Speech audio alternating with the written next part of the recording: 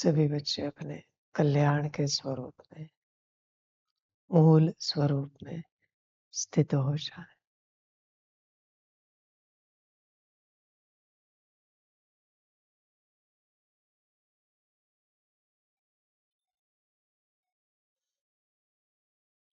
बच्चे, तुम इस देह में ट्रैप्ड हो, अटके हो। जिस दिन तुम्हें यह होश आएगा कि इस देह में तुम कैद हो, वो दिन तुम्हारे आध्यात्मिक जीवन का पहला दिन होगा। स्मृति आवश्यक है कि तुम इस देह में कैद हो। तुम जो कुछ करते हो सारे दिन भर में देह से संबंधित ही करते हो। खाना पीना, वस्त्र अलंकार, व्यवस्था, हंसना खेलना, देह की एक्सरसाइज। तुम्हें वो खबर होनी चाहिए कि तुम देह में कैद हो, अटके हो बच्चे। इसे समझो। परमात्मा तो रोज अलग अलग प्रकार की समझानी देता है, पर कितने समझते हैं वो ही जाने। सारा दिन देह के विचार, देह को अभी खिलाना है, देह को पिलाना है, देह को सुलाना है, देह को दवाई देनी है, देह को फ्रेश कराना है। बच्चे, तुम्हें फुर्सत ही नहीं देह के कर्मों से। सारा दिन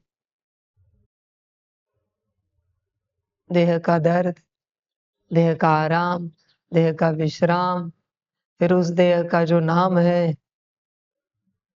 उसकी भी कोई स्तुति करे। किसी ने अपमान किया तो शुरू हो गया अभी मन का अंदरूनी नाटक, बुद्धि संस्कार का नाटक। उस देह से संबंधित नाम को किसी ने गाली दी, चले गए अपमान के फीलिंग में, ग्लानि की। समझ है, देह से संबंधित ही तुम्हारे ऊपर परिणाम हो रहा है। जो कुछ करते हो वो सब देह की बातें हैं। तुम कैद हो, तुम्हें खबर ही नहीं है कि तुम अपने देह में कैद हो। ऐसे नहीं कि कोई किसी का देह मर गया तो मुक्त हो जाएगा, नहीं बच्चे, ऐसे मुक्त नहीं होते। इस देह में रहकर मुक्ति पानी पड़ती है। समझ की बात है बच्चे।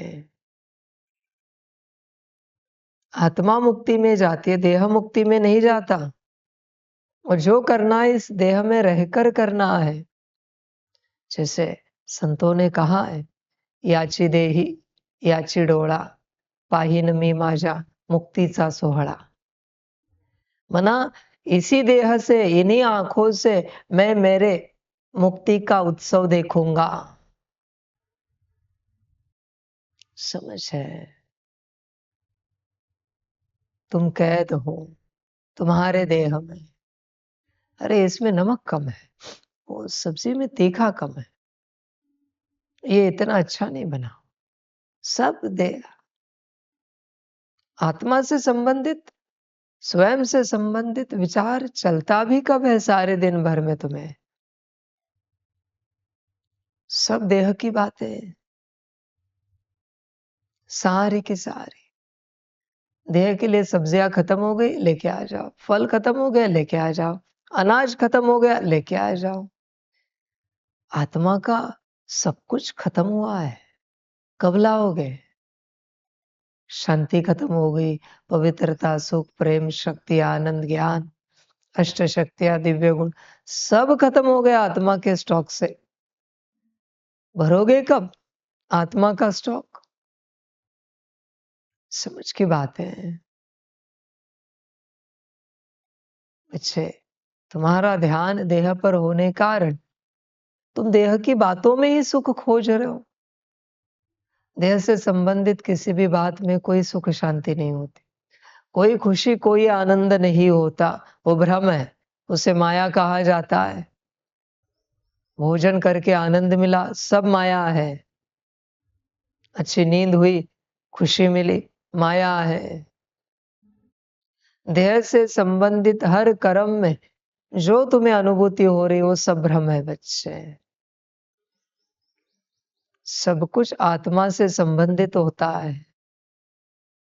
विचार करो अपने से। अपनी यात्रा है और तुम देह की बातों में उलझे हो। आत्मा पर ध्यान दोगे कब? स्वयं पर ध्यान दोगे कब? समझ की बात है।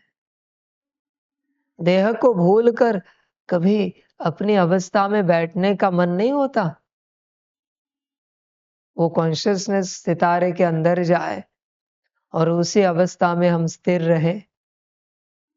समझ की बात है। आत्मिक स्थिति में आने की पहली प्रैक्टिस है, जैसे कि किसी में दम है तो करे, अपनी बुद्धि को सितारे के अंदर टिका के दिखाए। तुम ही काउंट करो कितने सेकंड्स के लिए बुद्धि टिकती है। सितारे से, उस बॉर्डर से बाहर नहीं जानी चाहिए बुद्धि।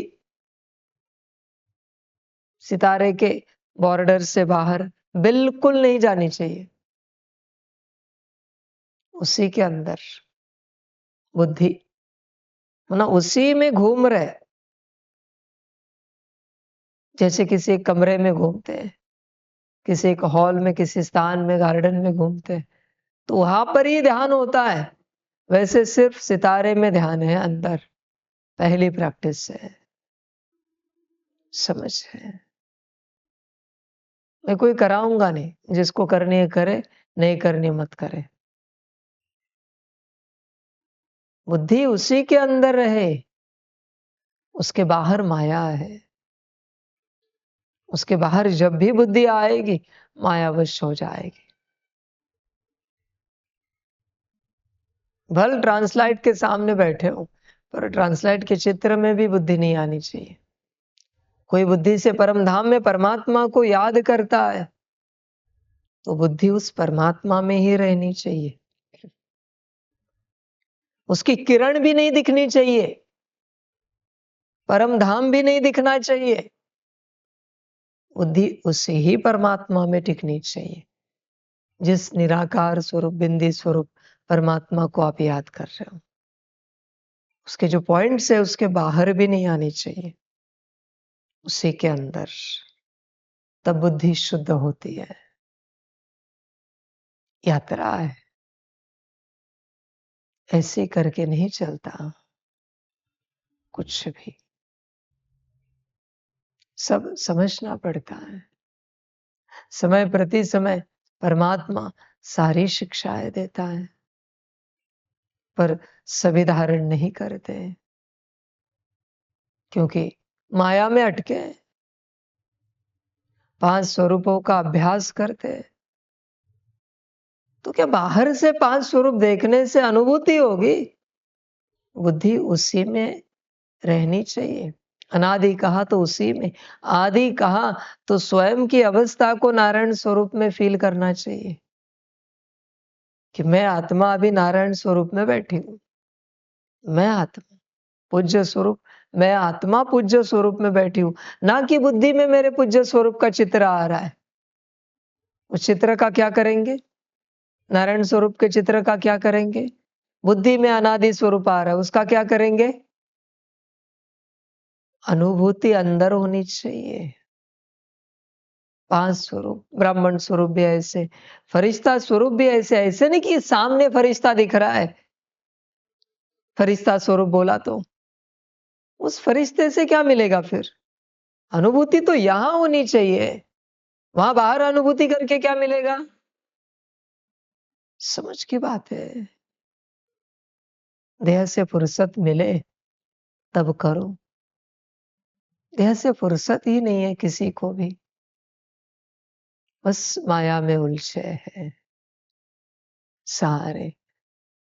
उलझो, तुम्हारी अपनी जीवन है, माया में बिताओ या फिर परमात्मा की श्रीमत की छाया में बिताओ। तुम्हारी अपनी मर्जी है। और अपनी काया को लेकर अपनी यात्रा सफल करो या व्यर्थ करो, ड्रामा है। अंदर नहीं उतर पाते लोग। कोई कहता है हम आधे घंटे बैठे, आधे घंटे में आधा सेकंड भी अंदर था क्या? बुद्धि के अंदर बैठा था आधे घंटे में आधा सेकंड? कहते 1 घंटा योग में बैठे, 1 सेकंड भी था क्या अंदर बुद्धि से? समझ है? कुछ भी किया वो योग हुआ क्या? उसे योग कहते हैं क्या? तुम देह में कैद हो, तुम्हें खबर ही नहीं है कि तुम देह में कैद हो। परमात्मा तो कहता है भाई अपनी स्थिति में आओ, अपने स्वरूप में आओ, पर तुम राजी नहीं हो। ये हाथ पैर ये सब देखकर तुमने इसको मान लिया ये तुम्हारा स्वरूप है। ये तो इंस्ट्रूमेंट है। तुम्हारा स्वरूप तो अंदर है सितारा। समझ, सावधान हो जाओ। अभी अपने को जितना देह समझोगे उतनी डल बुद्धि होती जाएगी, उतना कमजोर बुद्धि होते जाओगे, उतना फंसोगे। अब तक की बात अलग थी, अभी यात्रा बदली है। अपने को देह समझकर दुर्गति में लेके जाओगे। अभी सदगति और दुर्गति का समय शुरू हुआ है। सदगति पाने वाले सदगति पाएंगे और जो श्रीमत पर नहीं चल पाएंगे वो दुर्गति में जाएंगे। बहुतों की आत्मा नष्ट होनी है इस ड्रामा में, उनके बदले नई क्रिएशन हो जाएगी। अगर तुम अपने को परिवर्तन नहीं कर पाए तो बच्चे तुम्हारी आत्मा को नष्ट कर दिया जाएगा। और ऐसे सेकंड में नष्ट करे तो बात निराली है बच्चे। पर जितने पाप किए हैं पहले उसकी सजा खानी पड़ेगी। वो तब तक चलेगा जब तक सजा पूरी ना हो जाए, और सजा पूरी होने के बाद आत्मा को नष्ट किया जाएगा। ऐसे हो तो बहुत अच्छा है कि किसी आत्मा ने महापाप किए तो वो अगर नष्ट करने के भागी है, पात्र है, तो तुरंत उसे नष्ट कर दिया तो बहुत अच्छी बात है। पर यह ड्रामा नहीं है। तुम इस संसार में रहो अगले कल्प में, या ऊपर जाओ सजा के लोक में, या फिर यह संगम पर चलो। कुछ भी करके तुमने जो किया है वो तुम्हें भुगतना ही पड़ेगा। या तो अगले कल्प में, द्वापर कलयुग में, कल्पोकल्प, या फिर यहां संगम पर योग से चुकतू करो, थोड़ा बहुत भोगो, या फिर सजा के लोक में जाओ और सजा खाकर चुकतू करो। तुम कभी सपने में भी नहीं सोचना कि तुम मुक्त हो जाओगे। नहीं, अच्छा तुमने जो किया है वो तुम्हें किसी न किसी रूप से चुकतू करना ही पड़ेगा। अभी भी जो करना है करो, चुकतू तो तुम्हें करना पड़ेगा। ऐसा लॉ ही नहीं है कि परमात्मा भी माफ कर दे और माफी मिल जाए। नहीं बच्चे, ऐसा लॉ ही नहीं बना हुआ, यह पॉसिबल ही नहीं है। मैं सारे सृष्टियों का रचयिता, मैं भी अगर ये माफ कर दूं तो भी नहीं माफ हो सकता। ये लॉ है बच्चे बना हुआ। ऐसे कभी नहीं समझना कि साकार में बाबा या आकार में या निराकार में या फाइनल स्वरूप में बाबा माफ कर देगा और माफी मिल जाएगी। नहीं, किसी न किसी रूप से आपको चुकतू करना ही पड़ेगा। इसलिए संगम पर जब परमात्मा आता है, एक ही बात कहता है, अपने कर्मों को संभालो, क्योंकि जो तुम करोगे वो तुम्हें ही भुगतना पड़ेगा। वो तुम्हारी अपनी ऊर्जा है। तुम कभी नहीं सोचना कोई और भुगतेगा, नहीं, यह नहीं हो सकता। तुम्हारी अपनी यात्रा है। समझ की बात है, समझना पड़ता है। इसलिए यहां चलते संभल कर कर्म करो। पाप बहुत है। घड़ी घड़ी परमात्मा की याद में बैठकर उसे चुकतो करो। कितने भी लोग यहाँ आए, यही ज्ञान है मेरा, अपनी स्थिति में आ जाओ, पहला ज्ञान है। अपनी स्थिति में आए तो फिर दूसरा ज्ञान है, अभी अपनी मूल स्थिति में स्थित रहकर परमात्मा को याद करो और अपने पापों को चुकतो करो। दूसरा ज्ञान है।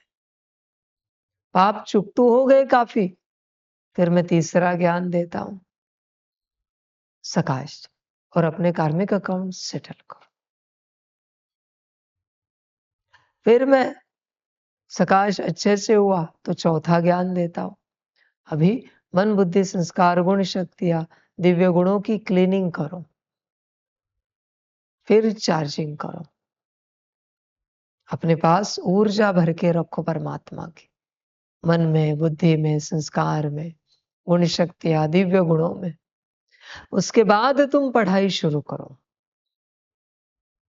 फिर तुम्हें समझ में आएगा ये बुरा है, छोड़ना है, ताकत भी अंदर है।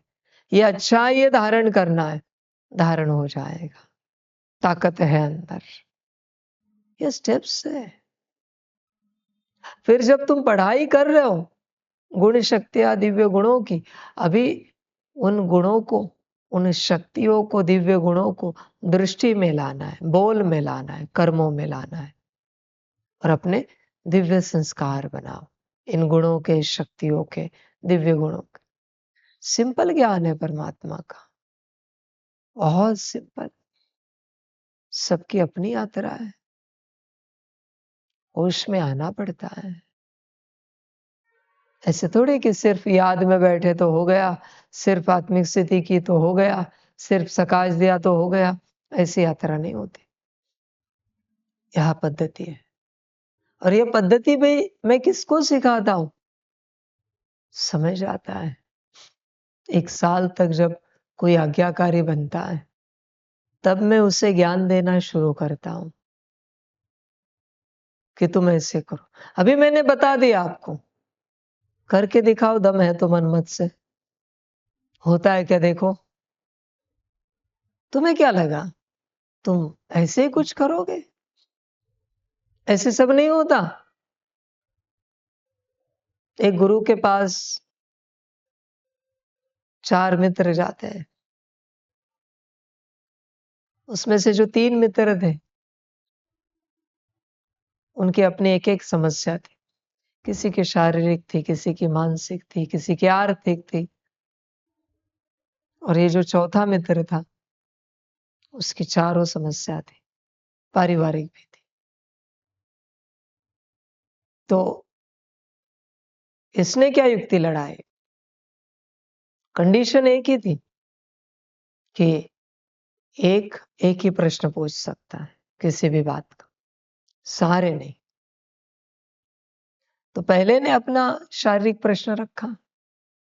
गुरु ने बताया कि शारीरिक समस्या है तो यह करो, समस्याएं समाप्त होती। किसी भी प्रकार की शारीरिक समस्या है। दूसरे ने अपना आर्थिक रखा, तो उन्होंने कहा आर्थिक समस्या है तो यह करो, समाधान मिलेगा। किसी भी प्रकार की आर्थिक समस्या हो। किसी की मानसिक थी, मानसिक रखा। अब ये रहा पारिवारिक। इसने युक्ति लगाई कि पहले आप जाओ, पहले आप जाओ। तो इसने सुन लिया शारीरिक के लिए क्या करना है, उधर ही बैठे थे। मानसिक के लिए क्या करना है, आर्थिक के लिए क्या करना है, तो इसको समाधान मिल गए। क्योंकि उनके एक एक थे, इसकी 4 समस्याएं थी। इसने जाके बस पारिवारिक पूछा, बाकी 3 समस्याओं के उत्तर मिले थे।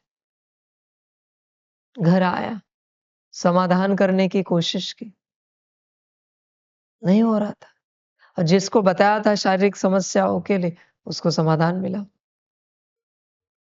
जिसको बताया मानसिक के लिए ये करो, उसको मिला। इसको नहीं मिल रहा है, चौथे को। जिसको बताया आर्थिक के लिए ये करो, उसको समाधान मिला, इसको नहीं मिल रहा है। इसको पारिवारिक बात में मिला। फिर ये गुरु के पास गया, कहा कि आपने जो इनको शारीरिक, मानसिक, आर्थिक समस्याओं का समाधान बताया था, वो मेरा भी प्रॉब्लम था, मेरी भी समस्याएं थी। तो मैंने सुना आप क्या सुना रहे हो इन्हें, और मैंने भी अपनाया, पर मुझे समाधान नहीं मिला। मेरी चारों समस्याएं थी। हाँ, आपने जो पारिवारिक मुझे बताया वो मिला, पर ये शारीरिक, मानसिक, आर्थिक नहीं मिला। तो गुरु ने कहा, ऐसे नहीं होता। मेरा ज्ञान कोई भी सुने, मैंने जिसको दिया है उसी को काम आएगा। ये ज्ञान सबके काम नहीं आ सकता। तुमने अक्षर उठाए, तुमने शब्द उठाए, तुमने मंत्र उठाए, तुमने तंत्र उठाए, ऊर्जा मिली नहीं तुम्हें। क्योंकि मैंने ऊर्जा तो सिर्फ एक को दी है, शारीरिक समाधान की। मानसिक समाधान की ऊर्जा एक को दी है, आर्थिक समाधान की ऊर्जा एक को दी है। तुम्हें तो सिर्फ पारिवारिक समाधान की ऊर्जा दी है। तुमने मंत्र उठाए, शब्द उठाए, ऊर्जा नहीं रिसीव की। और ऊर्जा मैं दे ही नहीं सकता, क्योंकि वो प्रश्न तुम्हारा था ही नहीं। ऐसे होता है। मैंने सुनाया और तुमने लिया, ऐसे ज्ञान नहीं चलता भाई। बाबा किसी को कुछ ज्ञान सुना रहा है, तुमने जाते जाते कुछ सुना हो, ऐसे आत्मिक स्थिति की जाती है। ऐसे याद करके देखो, होता है क्या? नहीं हो सकता। गुरु जिसे ज्ञान देता है वो ज्ञान उसी का होता है। सम्मुख लेना पड़ता है, डायरेक्ट लेना पड़ता है। इसलिए परमात्मा के सम्मुख आकर जीवन में एक ही श्रीमत मिली, इनफ है, बहुत है। बस उस श्रीमत को सदा पालन करते रहे। जो परमात्मा ने डायरेक्ट तुम आत्मा को देखकर तुम्हारी आंखों में आंखें डालकर तुम्हें कहा है, बच्चे ये सदा करते रहो। वही ज्ञान तुम्हारा है, वही विधि तुम्हारी है, बाकी जनरल है, तुम्हारे लिए नहीं है। सब समझना पड़ता है। अभी इतने बड़े बड़े ग्रंथ है, शास्त्र है, क्यों सबको रिजल्ट नहीं मिल रहा है? क्यों सबको परिणाम नहीं मिल रहा है? ऐसे कैसे मिलेगा? देवताओं ने जिनके प्रति दिए हैं, उन्हीं को परिणाम मिलेगा। कोई भी उठाए, कुछ भी करे, परिणाम थोड़ी मिलेगा। ऐसे नहीं चलता, ऐसे यात्रा ही नहीं होती। कभी समझना भी नहीं ऐसे होगा। कभी कोई सुनता है, कोई कहता है, अरे आम की जो खाल है वो निकालो, इस बीमारी के लिए अच्छी होती। कोई सुन लेता, ओ ऐसी है, काम नहीं करेगी, करेगी तो भी नुकसान पहुंचाएगी। तुमने चोरी किया है ज्ञान। क्योंकि वो गुरु किसी और को सुना रहा था, तुमने सुना और तुमने अपनाया। शास्त्रों में लिखा है, देखो, इसे चोरी का ज्ञान कहते हैं। तुम्हारा ज्ञान कौन सा है? जो डायरेक्ट तुम्हें दिया है परमात्मा ने। बाकी जो तुम यहां वहां से उठा लेते हो ना, वही तुम्हें दुर्गति में लेके जाता है। परमात्मा ने तो साफ कहा है, अब तक पढ़ा लिखा हुआ सब भूल जाओ। पर कोई राजी नहीं भूलने के लिए। सबको अपनी अकल पता है। मैंने अभी पूछा, ये क्या है? कहेंगे फूल है बाबा। किसने कहा? किसने कहा ये फूल है? कोई को पूछा, ये क्या है? कहेंगे टेबल है। किसने कहा आपको ये टेबल है? यही वो बात है। परमात्मा ने कहा है क्या ये टेबल है, फूल है? किससे सीखा है तुमने इसे फूल कहते हैं, इसे टेबल कहते हैं? यही माया है। तुम्हारे अंदर जो कुछ पड़ा है, वो जहां से आया है, वो माया है। बस तुम्हें पता नहीं है। तुम मायावश हो बच्चे, हर प्रकार से। इसलिए तुम्हारा ध्यान कहाँ होना चाहिए? तुम्हारी श्रीमत पर। मुझे बाबा ने क्या श्रीमत दी है, कौन से पुरुषार्थ की, कौन सी तपस्या की श्रीमत दी है, उसी पर तुम्हारा ध्यान होना चाहिए। गुरु वचन छोड़कर तुम्हारा ध्यान भी किन्हीं और महावाक्यों पर, विधियों पर, वचनों पर गया तो भी बच्चे सजा के भागी बनोगे। अलाउड नहीं है। हाँ, फिर गुरु क्यों किया? वो अपमान होता है सीधे सीधे गुरु का। गुरु ने तुम्हें कहा है बच्चे तुम कुछ नहीं करो, तुम बस यज्ञ में झाड़ू पोछा करो। और किसी को कहा जाओ आप अच्छे से आत्मिक स्थिति किया करो, रोज याद में बैठा करो, सकाश दिया करो। तुम सोच भी नहीं सकते मुझे कब आत्मिक स्थिति में भेजेंगे, मुझे कब याद में बिठाएंगे बाबा, मुझसे कब सकाश कराएंगे। सोचा तो भी पाप लिखा जाएगा। तुम्हें जितना कहा गया है चुपचाप करो। अपना कल्याण चाहते हो तो ऐसे गुरु होता है। उसका उद्धार भी हो गया तुम्हारे सामने, तुम्हारे पीछे आकर वो चला भी गया विश्व सेवा में। फिर भी तुम नहीं बोल सकते बाबा हमारा उद्धार कब होगा, हम उस अवस्था को कब पाएंगे। वो तो हमारे पीछे आके बन कर चले भी गए विश्व सेवा में। हम आज भी या बर्तन घिस रहे, झाड़ू पोछा कर रहे। हमारा कल्याण कब होगा, नहीं पूछ सकते बच्चे, अलाउड नहीं है। बहुत शांत रूप से चलना पड़ता है। 12 साल शिष्य की कहानी बताता हूं मैं ना हमेशा। तुम नहीं देख सकते किसी और को क्या दिया है, कौन क्या कर रहा है यहाँ पर, उसकी स्थिति कैसी बनी, वो कौन सी प्रैक्टिस कर रहा है, कौन सी अवस्था को पा रहा है। परमात्मा उसे मेडल दे रहा है, सम्मानित कर रहा है, कोई प्राइज दे रहा है। तुम बस तुम्हारी यात्रा करो, उस बात का और तुम्हारा कोई संबंध नहीं। और तुम्हें सिर्फ गाली पड़ रही है, तुम्हें सिर्फ सेवाएं दी जा रही, ये सब तुम नहीं देख सकते बच्चे। यही माया है और यह पॉसिबल नहीं है हर किसी के लिए, इतना आसान नहीं है। विचारों से तुम जाओगे ही जाओगे दूसरों में। पता नहीं बाबा हमें कब सिखाएगा आत्मिक स्थिति कैसे करनी है, योग कैसे करना है। हम तो बस झाड़ू पोछा बर्तन कपड़े ही धो रहे, यही काम कर रहे। पता नहीं बाबा कब सिखाएगा। ये जैसे तुमने प्रश्न पूछा तुम बहुत पीछे चले गए, बहुत पीछे। समझ, देखना उसी दिन परमात्मा तुम्हें सिखाएगा। कुछ समय में ही तुम्हें बनाकर कहेगा जाओ तुम बन गए, खत्म कर दी अपनी यात्रा। यही माया है। इस राह पर चलते हैं जब गुरु किया जाता है, किसी भी राह पर चलते हैं, कुछ भी शिक्षा ग्रहण करने के लिए जब गुरु किया जाता है तो बस चुप रहना है। तुम गाड़ी भी सीखो, बस चुप रहो, गुरु जो कहे करो। तुम्हारे सीखने से तुम नहीं सीख सकते कुछ भी। गुरु जब प्रसन्न होता है, ये बहुत अच्छा स्टूडेंट, इसे कुछ नहीं आता पर ये अच्छा स्टूडेंट।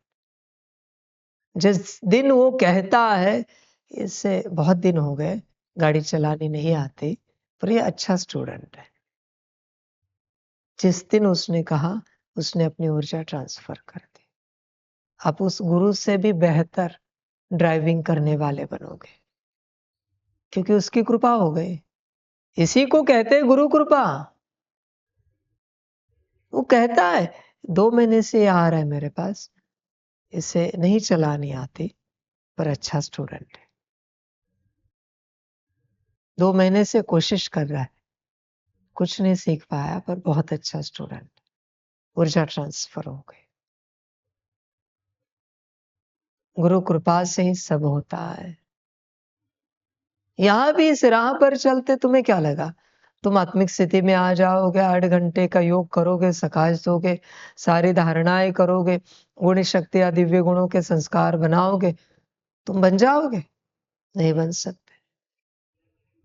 जिस दिन परमात्मा ठप्पा लगाता है, ये बहुत अच्छा बच्चा है, ऊर्जा ट्रांसफर होना शुरू हो गए। खेल इसी बात का है, ये समझना पड़ता है, जागना पड़ता है बच्चे, होश में आना पड़ता है। मंदिरों में जाओ, कोई होता है दिन रात पूजा पाठ करता है, देवता कभी प्रसन्न नहीं होते। और कोई आता है, 2-4 बारी आता है, वो देवता आते ही कहते हैं, बहुत अच्छा भक्त है, बल्कि कोई भक्ति नहीं की उसने। और ये जो दिन रात भक्ति करने वाला है, उसके लिए कुछ नहीं कह रहे देवता। अजीब बात, कभी नहीं समझ पाओगे देवता किस एंगल से कह रहे हैं। परमात्मा की तो बात ही छोड़ दो, करने से यहां कुछ नहीं होता बच्चे, कराने वाला राजी होना चाहिए। गुरु राजी है तो कल्याण हो गया, गुरु नाराज कभी नहीं होता, पर राजी जल्दी नहीं होता। गुरु अगर अपात्र पर राजी हो जाए ना, तो मेरा लॉ है यूनिवर्स का, गुरु का गुरुत्व समाप्त हो जाएगा। इसलिए गुरु का खुद का बच्चा भी क्यों ना हो, पर अगर वो अपात्र है तो वो राजी नहीं हो सकता, वरना उसका गुरुत्व समाप्त हो जाएगा, गुरु की ऊर्जा चली जाएगी। समझ सारे, ये सब समझना पड़ता है। जागो। आपने एक विज्ञान में शब्द सुना है, गुरुत्वाकर्षण? वो गुरुत्व आकर्षण है, मना गुरुत्व की एक ऊर्जा है, उसकी ओर सब कल्याण के लिए आकर्षित होते हैं। वो कोई धरती की ऊर्जा नहीं है, वो परमात्म ऊर्जा है, अंग्रेजी में जिसे ग्रेविटी कहते हो।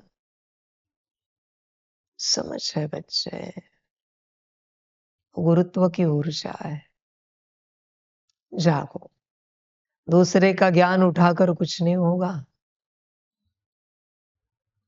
ऐसे किसी से भी ज्ञान सुनकर कुछ नहीं मिलेगा। 1 साल तक बिना गलती के जब तक तुम श्रीमत पर नहीं चलते, तब तक गुरु राजी नहीं होगा, और तब तक तुम्हारी शिक्षाएं शुरू नहीं हुई है। तुम यह नहीं समझना कि तुम्हारी आध्यात्मिक राह शुरू हुई है, नहीं। जब जब तुमसे गलती हो रही है किसी भी क्षेत्र में, वो दिन गया, अभी कल से नई शुरुआत करो। इस बच्चे से कोई गलती होती है? अटेंशन रखता है पूरा अपने ऊपर? किसी भी सेवा में कोई भी गलती दिखाओ उनकी, कोई चीज उनकी छूट गई, कोई बात रह गई, समय से आगे पीछे हो गई, उस कारण वो अपनी बहुत सुंदर यात्रा कर रहे हैं। और आज से नहीं, जब से आए, कोई होंगे उनके पुण्य अनंत कल्पों के, अनंत जन्मों के। तुम्हें क्या लगा चलते चलते तुमने किसी चीज को ठोक दिया? सॉरी सॉरी सॉरी तो एक दूसरे के लिए है, पर अब तक की यात्रा खत्म हो गई, उसका क्या करोगे? कोई चीज तुम इधर उधर भूल गए, किसी ने कहा अरे आपने वो चीजें उधर ही छोड़ दी, ओ सॉरी वो रह गया वाइंड अप करना। सॉरी तो तुम्हारे समझ के लिए है, वापिस कल से 1 साल तक नहीं शुरुआत। ऐसे कब तक करोगे? 1 साल तक कोई गलती नहीं, बिल्कुल। बहुत अटेंशन। ऐसे जब 1 साल तक चलोगे, तब परमात्मा तुम्हें कोई श्रीमत देगा, अच्छे करो। तब तक वो नहीं देगा, तब तक कल्याण के बारे में सोचना भी नहीं तुम। एक तो मनमत त्यागनी है, परमत छोड़नी है, श्रीमत पर सदा चलना है, और नो गलती। ऐसे 1 साल की यात्रा। उसके बाद बच्चे परमात्म कृपा होती है, तब तक नहीं बच्चे। परमात्मा क्या ऐसे ही कृपा कर देगा क्या? तुमने कोई बड़ा कार्य कर दिया,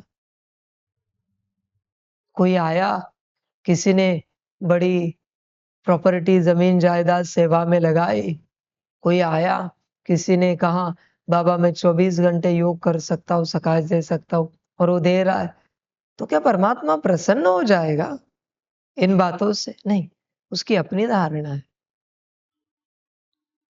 समझ है, उसके अपने कायदे हैं। गलती करनी है करो बच्चे, मेरा तो एक ही सूत्र है, यहां गलती नहीं चलती।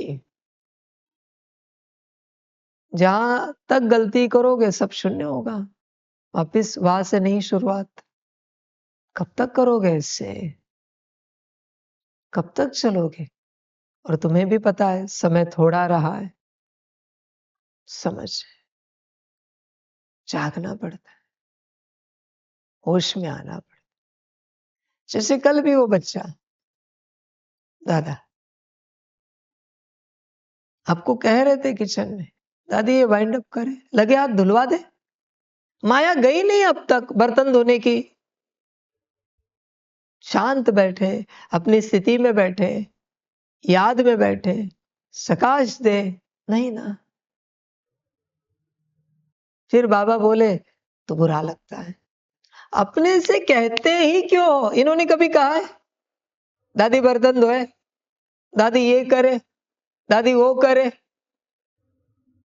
उनको पता है बाबा की श्रीमत क्या है, जब कोई कहेगा हमें तभी करना है, तभी करना है। तब तक अपने पर्सनल कामों में है, सेवाओं में, या फिर सकाश दे रहे। और वो देखो कैसे है, जब सेवा चलेगी वहां ही बैठेंगे। इनकी तरह नहीं कि आके गार्डन में तपस्या के लिए बैठे, उन्हें पता है सेवा चल रही, कभी भी आवाज दिया जा सकता है, वहां ही बैठेंगे तपस्या के लिए। सेवा नहीं है, जाके हॉल में बैठेंगे, अपनी तपस्या करेंगे। बाकी बच्चे, अरे वो कहाँ गए, दादा कहाँ गए, फलाने कहाँ गए? कोई तुम्हारे नाम से पूछ रहा है ना, फलाने कहाँ गए, ये भी गलती है। समझदार कहता है हम यहां बैठे, कोई सेवा हो तो बता दीजिए। समझ, यह बहुत संभल कर चलना पड़ता है, अति अति संभल कर। कल्याण चाहते हो तो, वरना मुश्किल है बच्चे। अपने से कुछ भी नहीं, जब तक निमित्त से आज्ञा नहीं आती तब तक कुछ भी नहीं। अपने से ये कह भी नहीं सकते हम करें।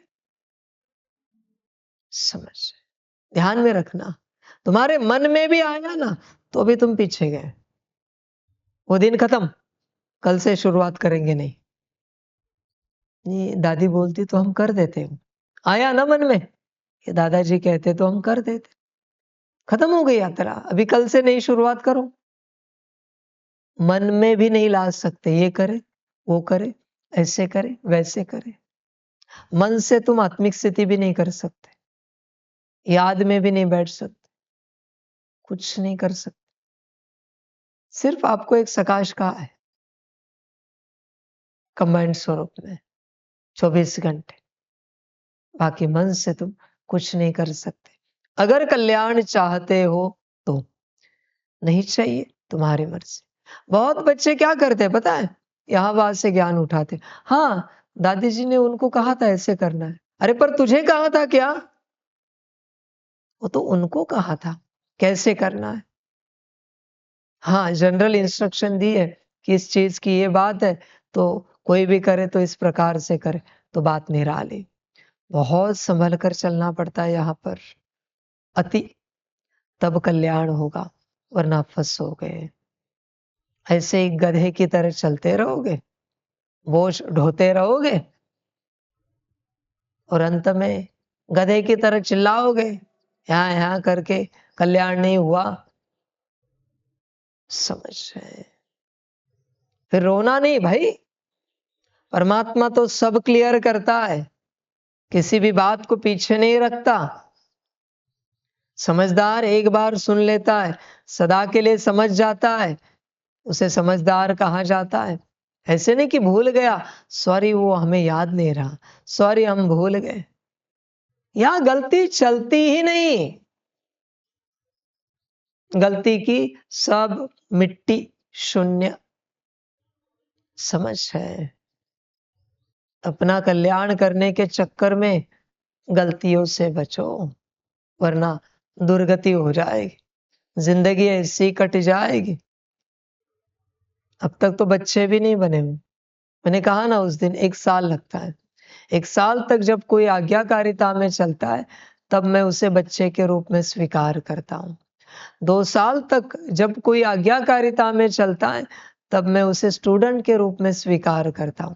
और 3 साल तक आज्ञाकारिता, फिर शिष्य के रूप में स्वीकार करता हूं। तुम ये समझना ही नहीं कि हम बच्चे हैं। नहीं भाई, वो तुम्हारा भ्रम है। भल मैं बच्चे बच्चे बच्चे बच्चे कहता हूं, पर तुम बने नहीं हो अब तक। 1 साल लगेगा, 365 दिन, 360 दिन, जो भी तुम्हारे साल के हैं। समझदार एक एक दिन गिनेगा। 1 दिन पूरा हुआ, 2 दिन पूरे हुए, 3 दिन पूरे हुए, 3 दिन का रिकॉर्ड मेरा अच्छा रहा, 4 दिन पूरे हुए, 5 दिन पूरे हुए, 6, 15 दिन, 1 मास हुआ, 2 मास हुए, 4 मास हुए, खुश होता है। समझ की बात है। ना समझ ऐसे ही चलता है, कोई पोता मेल नहीं रखेगा, ऐसे ही चलेगा। बाकी तुम्हारी अपनी मर्जी। मैंने कहा ना, देवता भी बनने वाले, असुर भी बनने वाले, और आत्माएं नष्ट भी होने वाले। जिस भी कैटेगरी में आना चाहते हो आओ, तुम्हारी अपनी मर्जी है, जो अच्छा लगे करो। तुम्हारी अपनी जीवन है, अपनी यात्रा है, जैसे ठीक लगे करो। समझ? सारी बाकी ड्रामा बच्चे। कल्याण चाहते हो तो करो, नहीं चाहते हो तो चलो अपने मन से। बहुतों को आदत होती है, संस्कार जो होता है अपने मन से चलने का, वो यह टिक नहीं पाते, उनका कल्याण हो नहीं पाता, परेशान होते रहते हैं, क्योंकि उनको अपने मन से कुछ करने को मिलता नहीं, इसलिए परेशान होते रहते। आदत नहीं है ना किसी और की आज्ञा पर चलने की। अपनी आज्ञा माना सर्वनाश, स्वयं की आज्ञा। समझ है? वो माया की आज्ञा है। इसलिए जब तक तुम्हें श्रीमत नहीं मिली है, तुम्हारा कल्याण नहीं होगा। किसी और का ज्ञान सुनकर क्या उपयोग है? बहुत बच्चे कहते हैं हमने यह वाणी सुनी, वह वाणी सुनी। तुम्हारे सम्मुख परमात्मा ने जो वाणी चलाई वह है तुम्हारे पास। समझ की बात है, होश में आना पड़ता है। जैसे बच्चे गीता है, गीता किसके लिए सुनाए? श्री अर्जुन जी के लिए। बाकी के पांडवों ने भी नहीं सुनी, भीष्म पितामह ने भी चेष्टा की दूर से आवाज सुनने की, पर उन्हें भी समझ में नहीं आ रहा था कि श्री कृष्ण जी क्या बोल रहे हैं। गीता मुख्य रूप से उनके लिए है। तुम्हारी गीता कौन सी? जो तुम्हारा गुरु तुम्हें सुना रहा है, वो तुम्हारी गीता है। समझ की बात है, समझना पड़ता है। जागो, गफलत नहीं करो। गुरु किया है तो अपनी गीता सुनो, होश में आओ। तुम यहाँ वहां से ज्ञान सुन रहे हो, इसका उसका सुन रहे हो और फिर आगे बढ़ रहे हो। कैसे आगे बढ़ोगे? तुम जिससे ज्ञान सुन रहे हो उसमें ताकत है क्या तुम्हें आगे बढ़ाने की? वो खुद भी अपना कल्याण कर सकता है क्या? संसार का कोई अस्तित्व है जो ज्ञान दे रहा है? मैंने सभी को कितनी बार कहा है, उससे ज्ञान सुनो जो किसी से ज्ञान नहीं सुनता। उससे योग सीखो जो किसी से योग नहीं लगाता। उसको अपना गुरु बनाओ जिसका कोई गुरु नहीं है। सिंपल सूत्र है। वरना पूछो अपने गुरु को कि आपके गुरु ये है, तो अगर हमने उनको अपना गुरु किया तो क्या बिगड़ेगा? आपको छोड़कर उनको अपना गुरु बनाया तो क्या बिगड़ेगा? देखो गुरु गुस्सा करेगा क्योंकि उसे फॉलोअर्स चाहिए। समझदार गुरु कहेगा आप मेरे शरण में मत आओ, मैं जिनकी शरण में हूं तुम भी उनके शरण में जाओ, कल्याण हो जाएगा। समझ है बच्चों? जागो, अपना कल्याण करो। तुम कैद हो अपने तन में, तुम्हें पता ही नहीं। तुम्हारा हाथ अपने आप हिलता है, आंखें अपने आप घूमती है, हरकतें अपने आप होती है। क्यों होता है यह सब? क्योंकि तुम कैद हो। तुम्हारा मायावी स्वरूप तुम्हारी आत्मा को चला रहा है। अभी तुमने ऊर्जा कमाई, अभी माया इस्तेमाल करेगी इसका, कर्मों में, वाणी में, दृष्टि में, सुनने में, बोलने में, देखने में, विचार करने में, विजन में, संस्कारों में, और शाम तक थक जाओ। शरीर कब थकता है? जब ऊर्जा समाप्त होती है। वरना मशीन है बच्चे, थकेगी नहीं। हाँ, थोड़ा बहुत आराम मांगेगी, गर्म हो जाएगा शरीर तो मशीन आराम मांगेगी, थकेगी नहीं मशीन। पर जब ऊर्जा खर्च होती है तब बच्चे शरीर थकता है। हर किसी को ऐसा अन्न खाना चाहिए जिससे ऊर्जा मिले, ऐसा अन्न नहीं खाना चाहिए जिससे जो अंदर ऊर्जा है वो भी चली जाए, पचाने में खत्म हो जाए। हर किसी को ऐसे वस्त्र पहनने चाहिए जिससे ऊर्जा मिले, ऐसे वस्त्र नहीं पहनने चाहिए जहां से तुम्हारे ऑरा की ऊर्जा खर्च हो जाए। हर किसी को ऐसी व्यवस्था में चलना चाहिए जहां से ऊर्जा प्राप्त हो जाए, एटलीस्ट बैलेंस रहे, खर्च ना हो तो कुछ मिले नहीं, खर्च भी ना हो, पर जो है उतनी कायम रहे। ऐसी व्यवस्था में चलना चाहिए। समझ की बात। किसी को अनुभव करना है, छोटी सी बात बताता हूं। कुछ नहीं करो, प्लास्टिक की कुर्सी में बैठो और मुरली पढ़ो, मुरली सुनो, योग करो, फिर भी तुम्हें डाउन लगेगा। प्लास्टिक का काम ही है ऊर्जा को समाप्त करना। प्लास्टिक के किसी भी चीज का प्रयोग करो, तुम्हारी ऊर्जा खत्म हो जाएगी। प्लास्टिक की चीज का प्रयोग तुम्हारे शरीर के जिन अंगों में तुम करोगे वहां की ऊर्जा कम होकर वहां बीमारियां आ जाएंगी। अनुभव करके देखो, क्योंकि उसकी ऊर्जा जीरो है। वो तुम्हारे अंग के उस ऑरा की ऊर्जा खा रहा है। समझना पड़ता है। यही एक कारण है कि राजाओं के घर में आपको हर चीज नेचुरल मिलेगी, लकड़ी की मिलेगी, लोहे की मिलेगी, तांबे पीतल की मिलेगी, आर्टिफिशियल नहीं मिलेगी।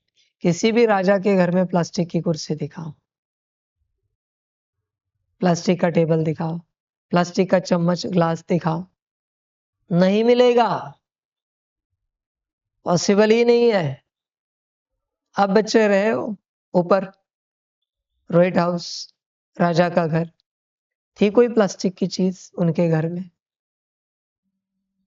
वो कोठी है, एक भी प्लास्टिक की चीज नहीं। हाँ ठीक है, जिन्होंने ये घर लिया था उस कॉन्ट्रैक्टर ने कुछ चीजें रखवाई होंगी, पर राजा की दिखाओ, कोई भी प्लास्टिक की चीज नहीं मिलेगी। उनको पता है सारी बातें। इस मार्ग पर चलना है तो यह पढ़ाई पढ़नी पड़ती है। कौन से अन्न में ऊर्जा होती है? जो अन्न हमें ऊर्जा देता है। कौन से वस्त्र में अच्छी ऊर्जा होती है? जो वस्त्र पहनेंगे तो हमारी ऊर्जा अच्छी रहेगी। कौन सी व्यवस्था में अच्छी ऊर्जा होती है?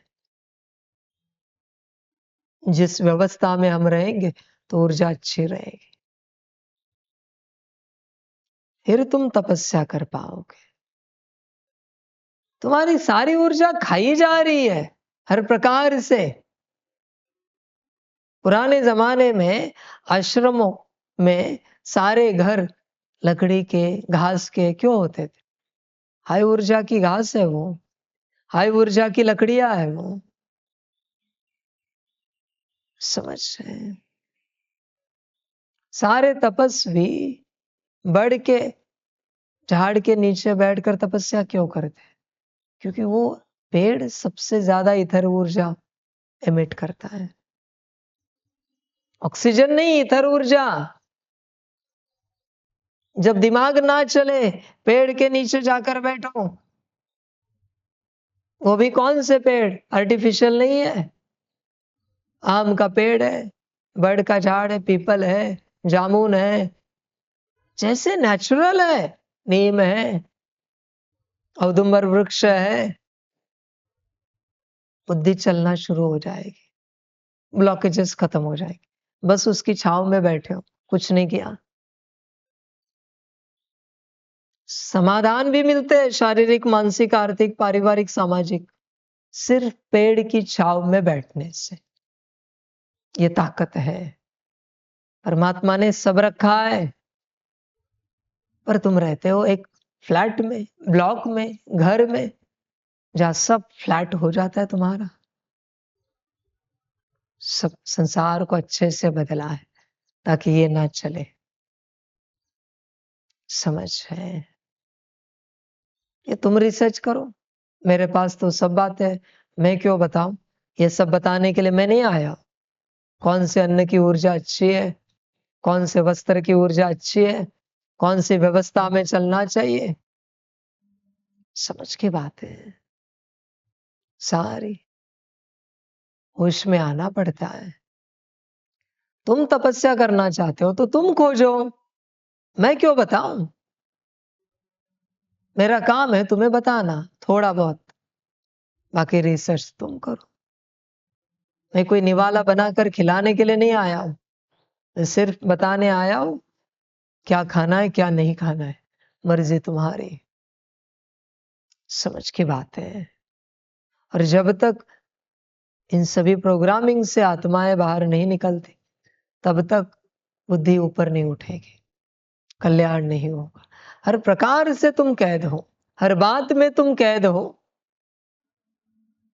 इसलिए परंपराओं से जो चलता था वो सब सही था।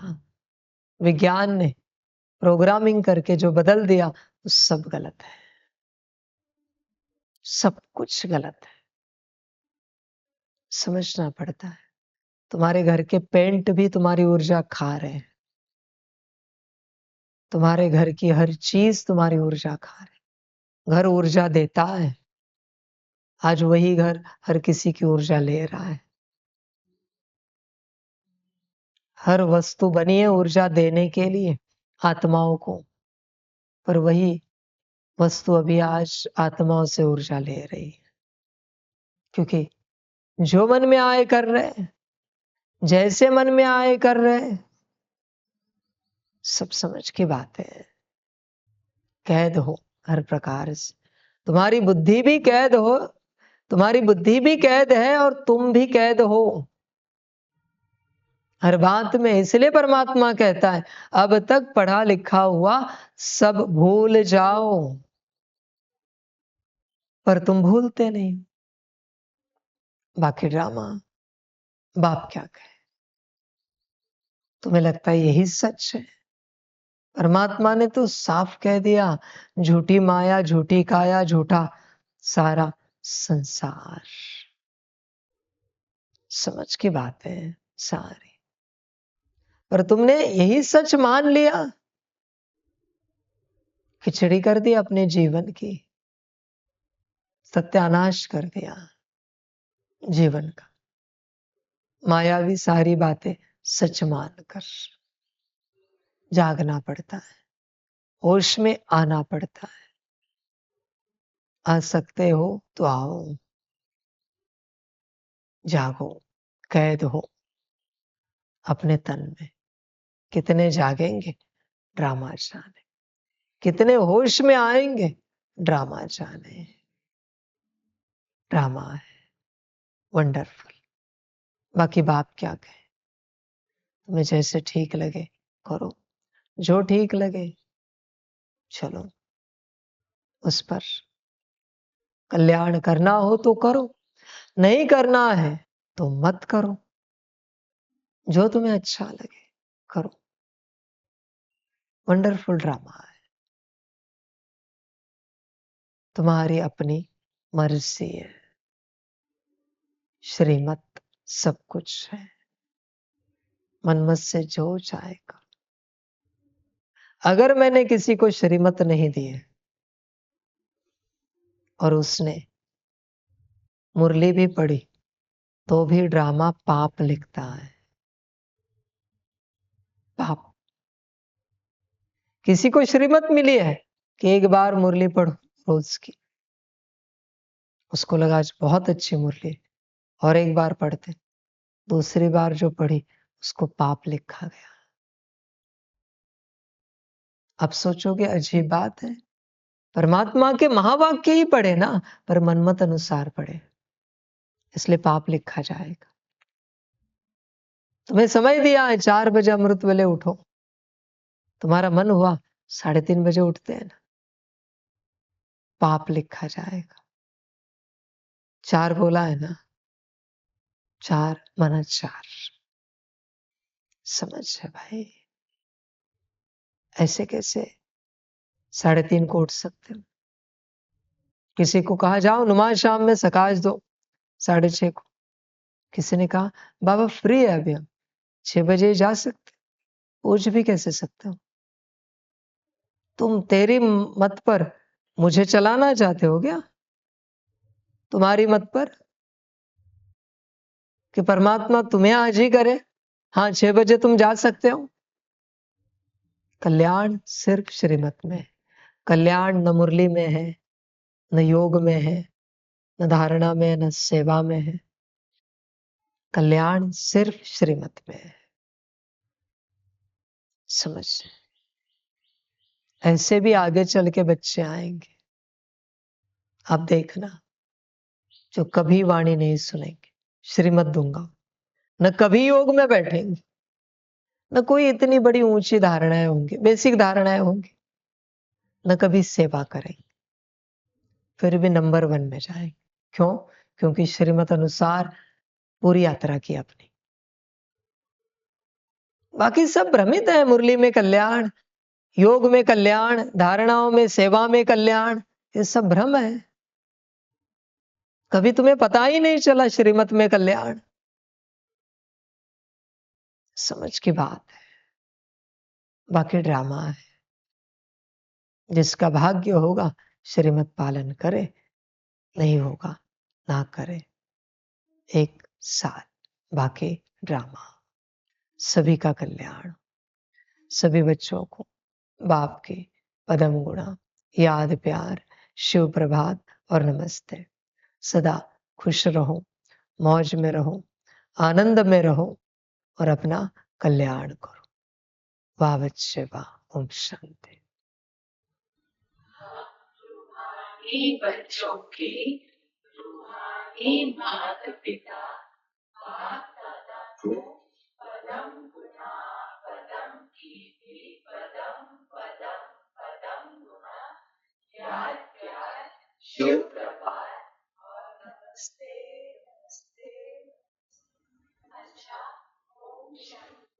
ओम शांति।